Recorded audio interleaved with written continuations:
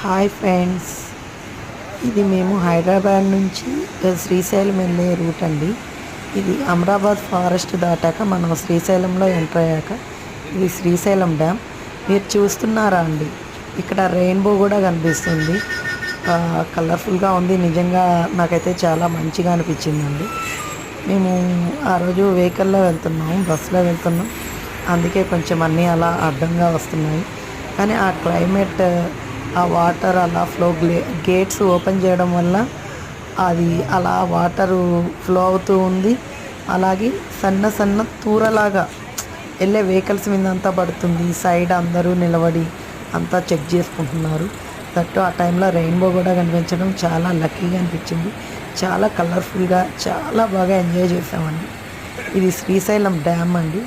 అసలు హైదరాబాద్ నుంచి శ్రీశైలం వెళ్ళే రూట్లో బాగుంటుంది డ్యామ్.